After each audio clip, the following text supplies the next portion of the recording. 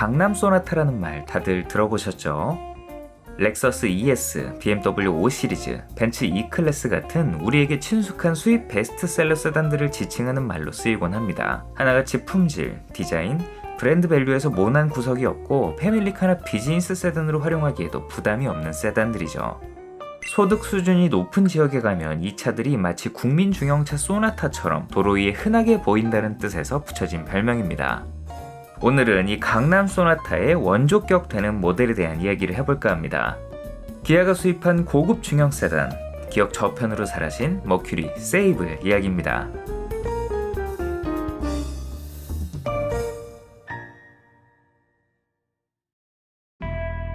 1981년 시행된 신군부의 자동차 공업 합리화 조치는 종합 메이커를 꿈꾸던 기아차의 발목을 부여잡았습니다. 하루아침에 승용차 라인업을 몽땅 폐기하고 트럭과 버스만 생산해야 한다는 그야말로 청천벽력 같은 일이 일어났죠. 이런 암울한 분위기 속에서도 기아차는 승용차 시장에 대한 희망을 버리지 않았고 앞서 브리사와 봉고 등으로 연을 맺은 일본 마츠다의 도움으로 미국 포드와도 손을 잡게 됩니다. 당시 기아차는 마츠다의 차를 조립 생산해 오면서 많은 노하우를 쌓았는데 이를 통해 기아가 고품질의 생산 능력을 갖춘 것에 주목한 포드가 마츠다와 함께 월드컵 프로젝트를 기아에게 제안하면서 전략적 제휴 관계를 맺게 된 것이죠. 마츠다가 설계를, 기아는 생산을 맡았고 포드가 판매를 한다는 계획으로 이 프로젝트를 통해 나온 차가 바로 1세대 프라이드입니다. 이후 자동차 공업 합리화 조치가 해제되면서 기아차는 준비하고 있던 승용차 라인업을 빠르게 선보였습니다. 프라이드는 물론 독자 개발을 추진할 여력이 없어 마츠다의 손을 빌린 세단 콩코드와 캐피탈로 비교적 빠르게 라인업을 보강할 수 있었어요. 특히 프라이드는 포드 페스티벌로 수출된 글로벌 시장에서 높은 성과를 기록했고 아시다시피 국내 시장에서도 큰 인기를 끌었습니다. 포드는 이 대가로 반대로 자사 제품을 한국 시장에 판매해 줄 것을 요구했고 기아차는 고급 세단을 들여오기로 결정합니다.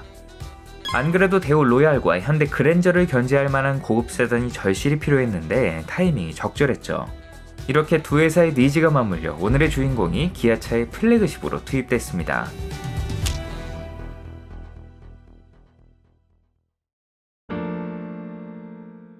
(1989년) 국내 시장에 출시된 1세대 세이블은 별도의 배지 엔지니어링 과정 없이 머큐리 로고를 그대로 부착해 판매했습니다. 그래도 기아에서 생산해 출시한 만큼 굴뚝 엠블럼이 한쪽에 붙어있긴 했지만 대리점을 나서는 순간 말끔하게 제거되었습니다. 당대 국내에 판매되던 자동차 중에서 가장 미래지향적인 디자인을 뽐냈는데 빳빳하게 다림질한 각진 차체로 권위적인 분위기를 내세우기 바쁘던 당시 고급차들과 달리 에어로다이나믹을 반영한 유선형 디자인, 그러면서도 미국 세단 특유의 푹 가라앉은 차체와 넓은 전폭으로 고급차다운 중후함까지 갖춘 세이블은 소비자들에게 신선함으로 다가왔어요. 특히 이 세이블의 트레이드마크죠. 영화 로보캅을 연상시키는 좌우로 길게 이어진 라이트 바가 단연 압권이었는데요. 헤드라이트는 무조건 라디에이터 그릴을 사이에 두고 간격을 벌려야 한다는 고정관념을 뒤흔드는 엄청난 충격을 선사했습니다. 덕분에 멀리서 봐도 한눈에 이 모델임을 알 수 있었어요. 여담으로 영화 로보캅에서 주인공 로보캅 알렉스 머피가 형제차인 포드 토러스 경찰차를 타고 다니기도 했죠. 이후 기아차는 장르는 다르지만 베스타의 후속 모델로 등장한 미니버스 프레지오에 비슷한 디자인을 도입하기도 했습니다. 이 밖에 날렵하게 디자인된 사이드미러, 특히 D필러를 유리에 숨긴 플로팅 루프 디자인은 마치 지붕이 허공에 떠있는 듯한 느낌을 연출해 세이블의 낮고 늘씬한 차체를 더욱 돋보이게 만들었습니다. 멋진 스타일이 돋보였던 대우 에스페로 역시 당시 기술적 한계로 이렇게 매끈하게 마감하진 못했지만 이와 비슷한 디테일을 선보인 적이 있죠. 또 현재까지 포드 계열 모델의 상징처럼 여겨지고 있는 키 없이도 차량 문을 열 수 있는 번호키 패드가 운전석 도어 핸들 위쪽에 붙어있던 것도 독특했어요. 파격적인 외관에 비해 실내 분위기는 수수했습니다.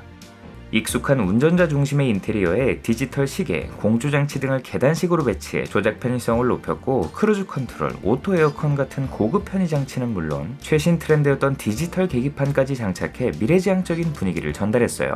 푹신한 가죽 소파 같은 넉넉한 앞뒤 시트, 벤츠나 이를 기반으로 만든 체험인에서도 구경할 수 있었던 듀얼 선바이저도 갖췄죠. 특히 내수 사용과 수출 사용의 인테리어가 살짝 다른 것이 특징인데요. 북미 현지에 판매되는 모델은 둥글 넓적한 우드 패널이 두드러졌던 반면 우리나라에 들어온 수출용 모델은 형제차 포드 토러스와 동일한 보편적인 구조였습니다. 과거 르노 삼성 SM5의 수출 사양인 르노 레티튜드에 SM7의 인테리어를 썼던 것이 떠오르네요. 또 북미형 세이블은 앞좌석에 최대 3명이 앉을 수 있는 벤치 시트를 적용하기 위해 스티어링을 오른편으로 뻗어나온 컬럼 타입 변속 레버를 장착했지만 한국을 비롯한 이 방식이 익숙지 않은 해외 소비자들을 위함이었는지 국내 판매 모델은 일반적인 플로어 타입으로 자리한 것도 눈에 띄는 부분이었습니다. 파워트레인은 4단 자동 변속기를 맞물린 V6 3000cc 가솔린 단일 사양으로 고향인 북미에서는 이보다 더 강력한 3.8L 엔진까지 갖추고 있었지만 이 3.0만 해도 당시 국내에서는 충분할 만큼의 고성능이었습니다. 특히 후륜구동 방식을 사용했던 여타 국산 및 수입 고급차들과 달리 그랜저와 마찬가지로 전륜구동 방식을 채택하면서 넓은 실내 공간과 연료 효율, 눈빗길에서의 안전성이 상대적으로 뛰어나다는 강점이 돋보였죠. 부드러운 유선용 외관에 걸맞는 차분하고 매끄러운 주행 질감과 함께 푹신함을 강조하는 전형적인 미국형 세단의 승차감으로 국내 소비자들의 취향과도 잘 맞았어요. 지금에야 유럽차를 중심으로 소위 탄탄한 승차감이 받아들여졌지만 십수년 전만 해도 이른바 물침대 승차감이 미덕인 시대였죠. 가다서다를 반복하는 시내 주행이 많고 노면 품질이 좋지 않은 국내에서는 오히려 조향 성능과 주행 안정성을 조금 희생하더라도 부드러운 서스펜션으로 올라오는 진동을 지원하는 것을 선호했기에 꽤 오랜 기간 차급을 막론하고 북미 성향의 부드러운 세팅이 주로 이루었습니다. 북미 시장에 차를 팔기 위해 그들의 성향에 맞춰 차량을 만들어야 했던 일본차, 또 그런 일본차의 영향을 국산차가 크게 받은 것도 이런 분위기가 형성되는 데 한몫했고요.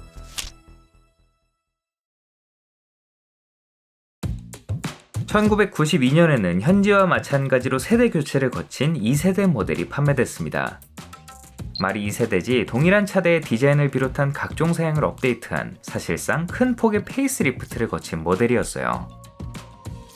세이블의 트레이드마크인 길게 이어진 라이트바를 그대로 계승했고 램프와 차체를 더욱 매끈하게 다듬어 일체감을 높이는 한편 새로운 외장 컬러를 도입해 더욱 미래지향적이고 세련된 분위기가 돋보였습니다. 리어램프 구성도 달라지면서 이제는 뒷모습의 존재감도 한층 높아졌어요. 신기하게도 로고를 제외하면 당시 함께 판매하던 기아 크레도스, 세피아와 패밀리룩이라고 해도 무방할 만큼 이질감이 크지 않았는데 이 머큐리 세이블의 디자이너가 포드를 퇴사한 이후 기아차의 디자인 고문을 맡았다는 이야기가 전해지죠. 근데 이들보다도 당시 막 출시된 현대차의 대표 중형차 소나타2와 디자인이 유사해 저 역시 어렸을 때는 두 차를 헷갈려하곤 했어요. 특히 이 후기형의 뒷모습은 리어램프 디테일까지 아주 비슷했죠. 실내에서의 변화 역시 두드러졌습니다. 특유의 투스포크 스티어링 휠은 그대로였지만 기존의 둥근 대시보드 패널을 수평 기조의 레이아웃으로 깔끔하게 정돈하면서 달라진 외관에 발맞춰 훨씬 세련된 분위기를 연출했어요. 여기에 CD 플레이어, 전동 시트 같은 고급 장비를 탑재해 편의 사양 면에서도 만족스러웠죠.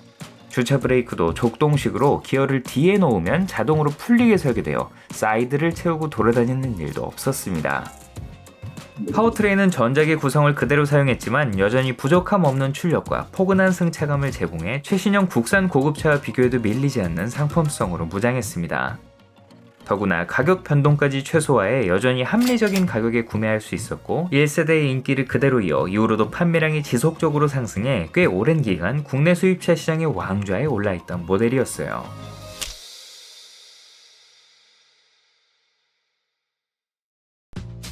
세이블은 미국차 특유의 여유롭고 부드러운 승차감, 당대 그 어떤 세단들보다 미래지향적인 디자인으로 색다른 매력을 선사했고 경쟁 수입차 대비 합리적인 가격으로 전문직을 비롯한 중상층 소비자들로부터 좋은 반응을 얻었습니다.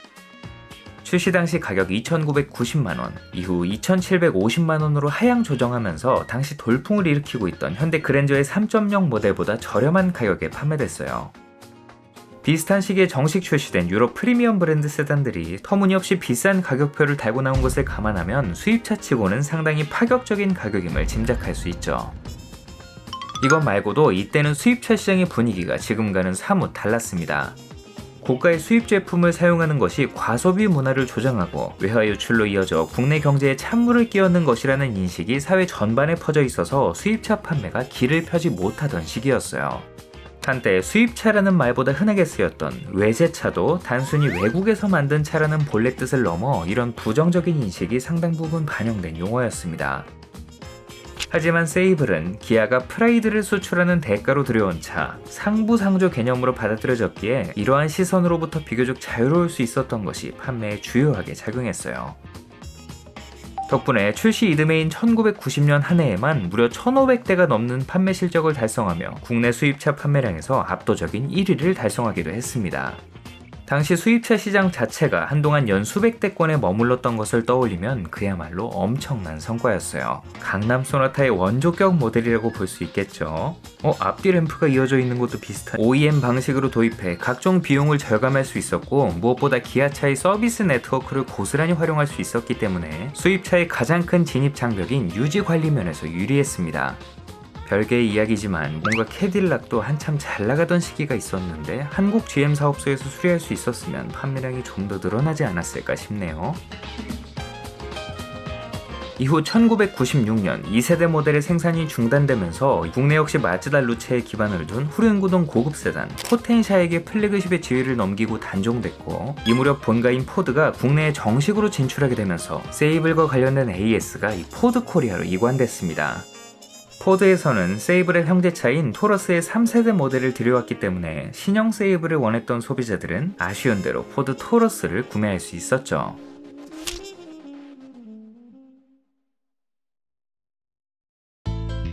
한편 머큐리는 국내 소비자들에게 그다지 익숙하지 않은 브랜드죠. 머큐리의 앞글자 M을 형상화한 이 엠블럼도 똑같이 원형 안에 대문자 L을 3개 겹친 롯데 로고와 유사해 한때 롯데에서 차를 만들었나? 라는 의문을 가지는 분들이 있었다고 하네요. 저도 어렸을 때 랜드로버를 구두 만드는 곳으로만 알고 있던 적이 있었어요. 친구가 자기 집 차가 랜드로버라고 하는데 저는 초록색 체크무늬 쇼핑백밖에 모르던 시절이었기 때문에 거짓말 치지 말라고 나중에 친구 아버지가 진짜 랜드로버를 타고 오셨길래 참 부끄러웠던 기억이 납니다.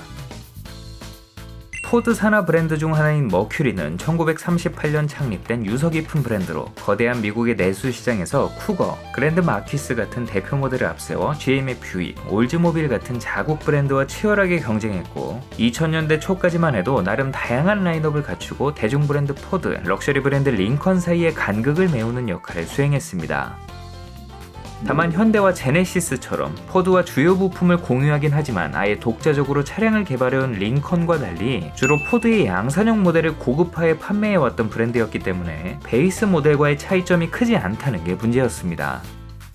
사양면에서도 큰 차이가 없었고 디자인의 중요성이 점점 대두되는 와중에도 포드의 틀에서 벗어나지 않는 생김새를 고수하다 보니 신규 소비자들의 유입이 점점 줄어들었고 지속적인 판매 부진에 시달렸습니다. 우리나라로 치면 아슬란 같은 차들만 여러 대 있다고 보면 되겠죠? 결국 서브프라임 모기지 사태의 여파로 미국 빅3가 휘청이던 때인 지난 2010년 대대적인 구조조정을 통해 브랜드 폐지가 결정됐고 결국 역사의 뒤안길로 사라졌습니다. 본토에서의 세이블 역시 국내에선 포드 500, 페이스리프트 후 다시 토러스로 팔렸던 모델과 형제차인 이 5세대를 끝으로 머큐리 브랜드와 함께 마침표를 찍게 됐어요. 지금까지 원조 강남 소나타, 머큐리 세이블에 대해 알아봤습니다. 기아가 포드와의 관계를 정리하면서 단종되긴 했지만 나름 쏠쏠한 수익을 안겨줬고 국내 수입차 시장이 확대되는 데 큰 역할을 했던 모델이었죠. 이후 크라이슬러 스트라토스, 포드 토로스 같은 아메리칸 세단들이 바통을 넘겨받아 그 인기를 이었고 특히 2009년 등장한 6세대 토로스는 또 한 번 가성비 좋은 수입 대형차로 꽤나 의미 있는 판매량을 달성하기도 했습니다. 아마 도로에서 많이들 보셨을 거예요. 이렇게 강남 소나타로 불리는 차들도 서서히 달라지기 시작했습니다. 한때는 렉서스 ES가, 뒤를 이어 벤츠 E클래스 같은 소위 독삼사 준대형 세단들이 인기를 끌면서 이 강남 소나타의 지위를 이어받았습니다. 상당한 인기를 끌던 A6가 디젤 게이트로 주춤하더니 회복을 못했죠. 이제는 5 시리즈와 E클래스가 양강 체제로 그 자리를 굳건히 하고 있어요. 이 밖에 차급에 따라 강남 아반떼, 강남 산타페 같은 별명이 추가로 생겨난 것도 재밌죠? 앞으로 새롭게 등장할 강남 시리즈는 어떤 차가 될지 참 궁금하네요. 오늘도 함께해 주셔서 감사합니다. 모두 새해 복 많이 받으시고 소중한 분들과 따뜻하고 즐거운 설 명절 보내시길 바라겠습니다. 다음에도 흥미로운 이야기로 돌아올게요. 사소하지만 궁금한 자동차 이야기 멜론 머스크였습니다.